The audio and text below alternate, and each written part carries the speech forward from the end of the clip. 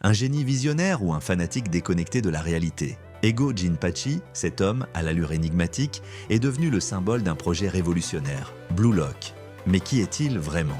Pourquoi prône-t-il un individualisme absolu dans un sport aussi collectif que le football? Et surtout, que cache son obsession pour la création de l'attaquant parfait? 世界一のエゴイストでなければ世界一のストライカーにはなれない。 Pourquoi, dans un sport collectif comme le football, quelqu'un oserait-il tout miser sur l'individu? Pour Ego, la réponse est simple.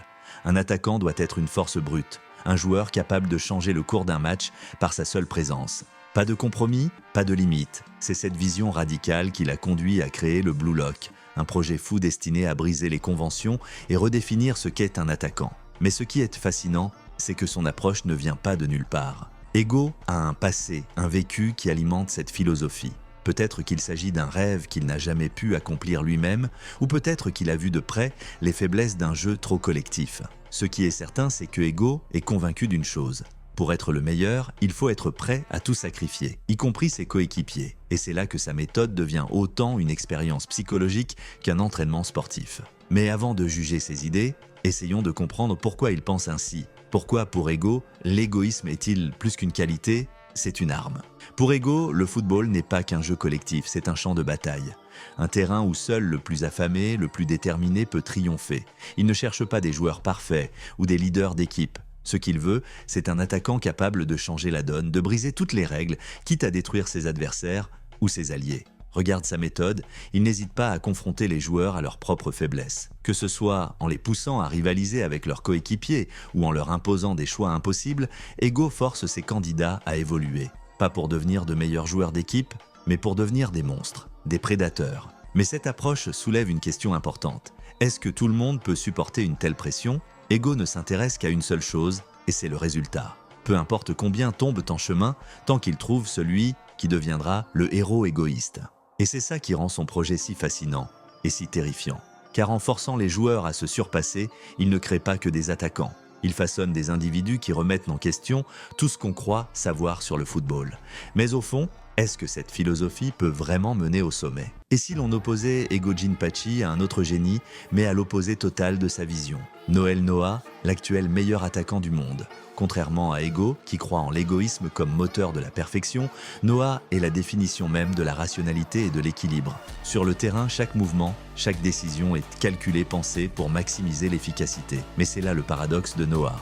À force de maîtriser le jeu et de dominer ses adversaires, il s'est retrouvé face à un problème que peu peuvent comprendre, l'ennui. Quand tu es au sommet, quand personne ne peut vraiment te rivaliser, où trouves-tu la motivation pour continuer à te surpasser? Pour Noah, la réponse est simple mais audacieuse. Créer un joueur capable de le pousser dans ses retranchements. C'est pour ça qu'il s'intéresse tant à des talents bruts comme Izagi et les autres joueurs du Blue Lock. Noah cherche quelque chose de plus qu'un simple attaquant talentueux. Il veut une personne capable de remettre en question ses propres limites, quelqu'un qui pourrait, peut-être, un jour, l'égaler. Pas par arrogance, mais parce qu'il sait que la véritable grandeur vient du défi. Là où Ego veut briser les règles pour façonner un attaquant révolutionnaire, Noah, lui, veut que quelqu'un le bouscule dans son monde parfaitement structuré. L'un agit par obsession, l'autre par ennui. Mais au final, leurs ambitions se croisent sur un point essentiel. Ils veulent tous les deux redéfinir le football. La seule différence, c'est que Noah ne crée pas pour dominer, il crée pour évoluer. Selon Ego, celui qui deviendra le meilleur attaquant du monde doit être quelqu'un qui incarne parfaitement sa philosophie. Et ça ne peut pas être Kunigami, parce qu'il a déjà abandonné son ego une fois en quittant Blue Lock. Ça ne peut pas être Rin non plus, parce que son football est uniquement motivé par sa rivalité avec son frère, un objectif trop limité pour dépasser les attentes d'Ego. Ça ne peut pas être Nagi, parce que, pour lui, le football reste une source d'ennui. Il n'a pas encore cette mentalité de tout donner pour être le numéro 1. Barou, de son côté, est trop individualiste. Il ne fait pas évoluer son équipe, ce qui est pourtant une qualité indispensable à celui qui doit tout contrôler. Quant à Kaiser, même s'il est un surdoué, il a été trop longtemps chouchouté par son environnement. Sa place de numéro 1 lui a été offerte et ça a fini par lui faire perdre la valeur de ce statut. En bref, celui qui combine toutes ses qualités, celui qui incarne parfaitement la philosophie du Blue Lock, c'est Izagi. Si Ego Jinpachi a choisi Izagi comme pilier de son projet, ce n'est pas un hasard. Dès le départ, Izagi a montré qu'il n'était pas seulement un joueur, mais un stratège. Il utilise ses coéquipiers comme des outils, non pas pour les rabaisser, mais pour les transcender. Que ce soit avec Yukimiya, Kunigami ou même bientôt avec Ness, il les pousse à se dépasser tout en s'assurant que la lumière reste braquée sur lui.